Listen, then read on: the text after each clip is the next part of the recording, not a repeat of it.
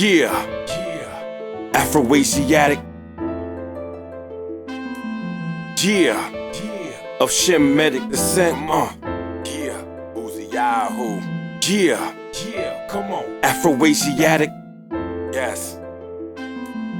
Yeah, yes. Of Shemitic descent. Let's go. Afro-Asiatic, step up in the place. Break your sense on, essence in the place. She loves Somali rolls to see it on her face. If I switch up the mode, I can get her to stay. She love the Dom Perignon and the fish fillet. I told her that I'm vegan, try it my way. We whipping in the foreign like every day. She speaking to me foreign, I like what she say. Camilla ha, maka I, or deny nay. That's how she do it, it's the Afro-Asiatic. Shalom, shalom, everyone. This is Uziyahu Ben Yehuda. I'm representing AAHISD, which stands for Afro-Asiatic Hebrew Israelite of Shemitic descent. And today's study is called Elohim according to the Hebrew mind and Greek/world mind. This is a summary, and this is November 3rd, 2016. I'm dealing with Bereshith. Bereshith stands for Genesis. I'm going to deal with chapter 1. So Bereshith, Genesis chapter 1, verse 1. All right. So we're going to deal with the first verse. This is in Hebrew. Bereshith bara Elohim et ha-shemayim ve et haaretz. Genesis chapter 1. This is what it is in Tigrinya. Tigrinya is read from left to right. Hebrew is read from right to left. So Tigrinya left to right.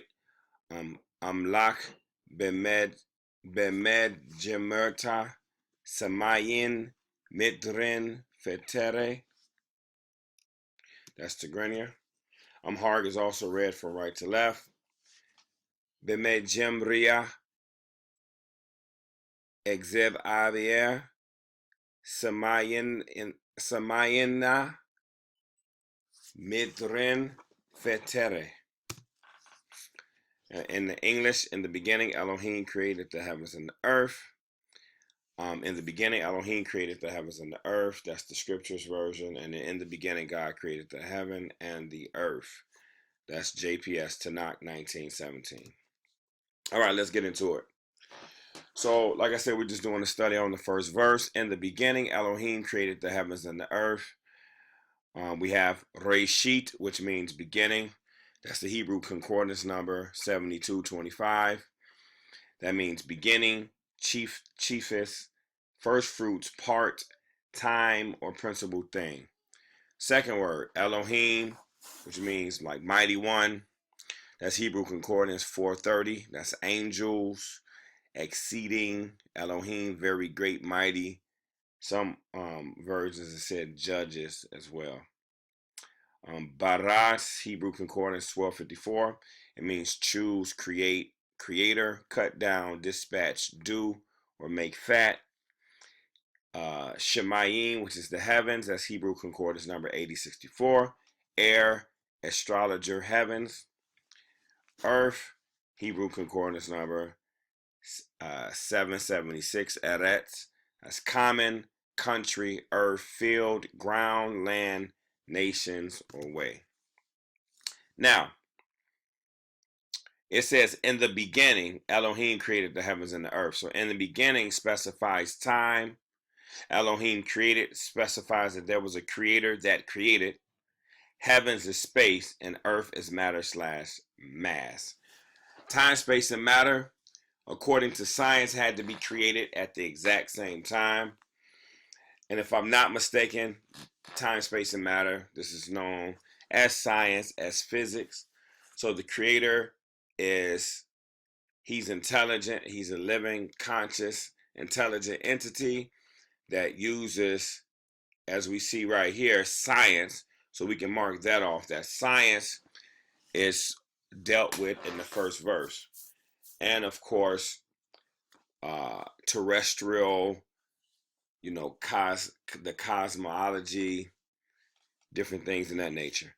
Time, some things that's under time is birthday, genealogy, beginning, conception, heaven, space, universe, sun, moon, stars, planets, constellations, zodiacs, angels, aliens, chariots of Elohim or UFOs, space debris, comets, meteorites, etc. Earth, air, oxygen, wind, winged birds, water, seas, sea life, land, grass, trees, plants, roots, land animals, insects, humans, etc. Emotions, thoughts, and consciousness, love, hate, fear, confidence, humility, vanity, respect, adorn, lust, content, etc.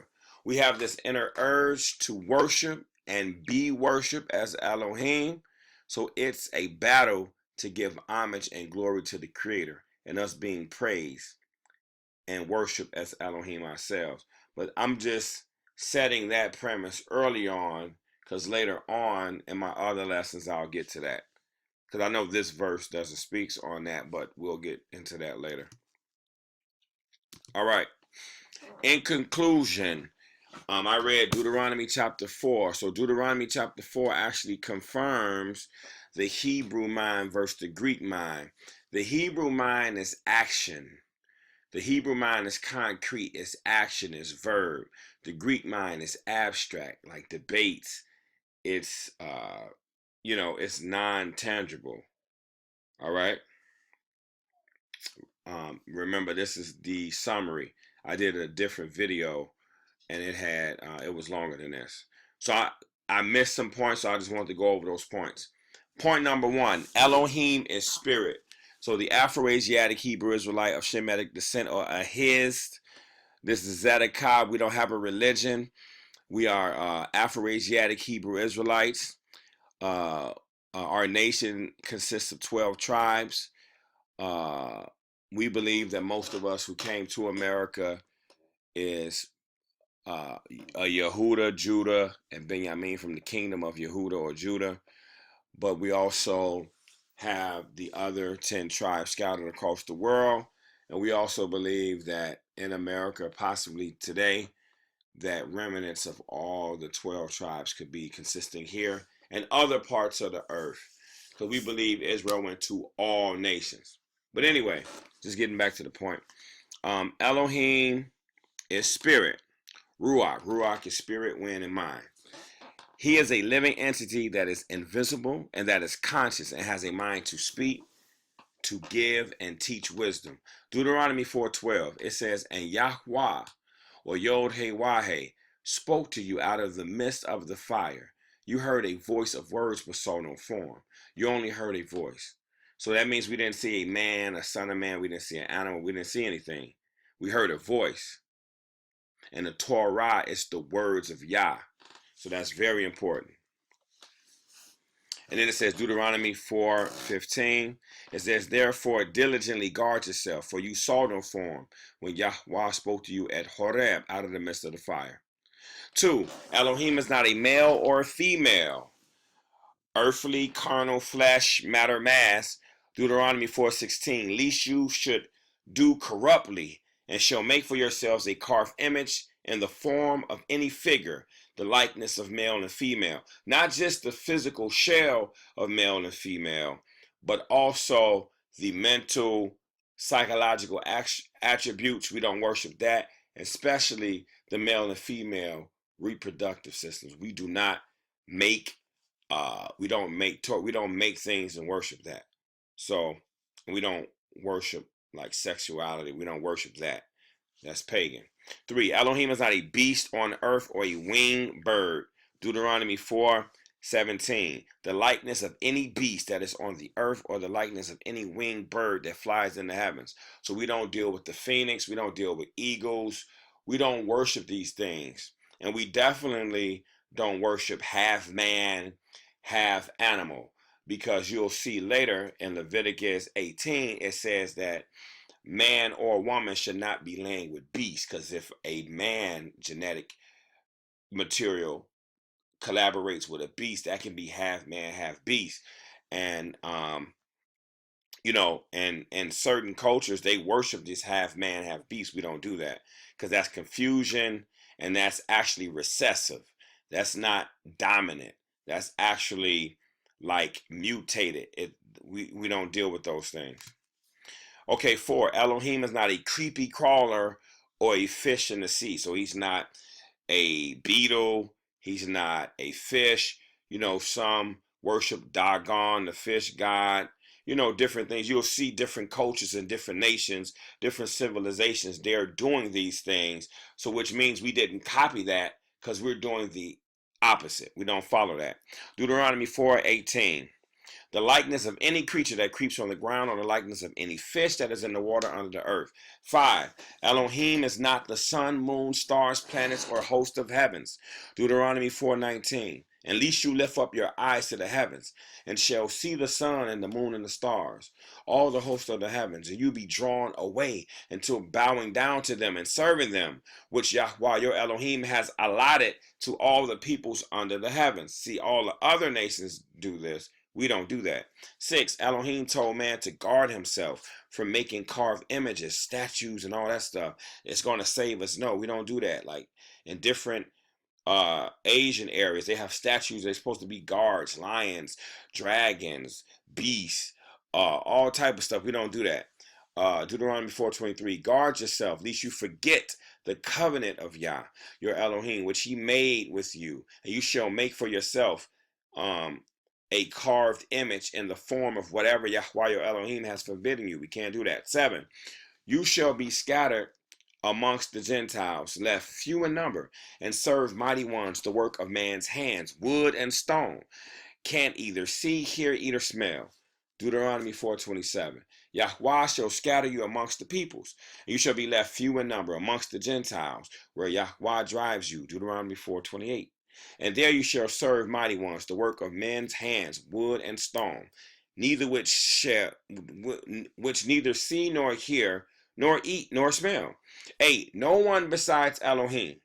Deuteronomy 4:35. You have been shown it to know that Yahweh himself is Elohim. There is no one besides him. Deuteronomy 4:36. From the heavens he let you hear his voice to instruct you, and on earth he showed you his great fire, and you heard his words out of the midst of the fire. Deuteronomy 4:39. You shall know today and shall recall to your heart that Yahweh himself is Elohim in the heavens above and on the earth beneath. There is none else.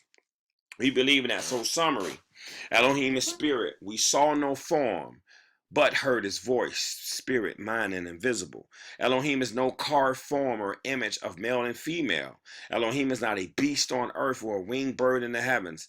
He's not a creature that creeps on the ground or likeness of any fish. He's not the sun, moon, stars, or the host of heaven, zodiac, constellations, the universe. He has not carved anything that is forbidden or made from man's hands. You know, so anyway, I already said, we don't worship time, space, or matter, or the product of it. Elohim is invisible, spirit, wind, mind. This established the foundation of our statement of belief, according to the chronological events of the text and studying the text, going with the black letters on the white pages. Letting the scripture mold and declare and proclaim my position of truth and statement of belief. Deuteronomy chapter 4 is the text that goes along with my Genesis 1 study. And the key verse that sticks out is Deuteronomy 4:12. Deuteronomy 4:12, that Yahweh spoke to you out of the midst of the fire. You heard a voice of words, but saw no form. You only heard a voice. This declares that Elohim is spirit and he is invisible, that Elohim is Ruach. So, the Afro-Asiatic Hebrew Israelite of Shemitic descent, AAHISD, Tzedekah, righteousness, position of understanding and application, Genesis 1:1. There is a creator. He is spirit. He is living, intelligent, conscious entity who is invisible and created all things that are visible.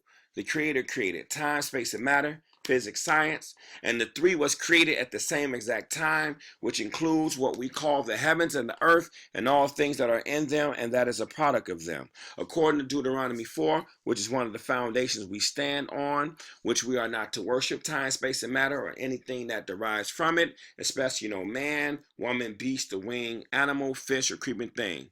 All these are abominations. So I just want to say, this is our position. This is Uziyahu. May Yah bless you. May Yah keep you.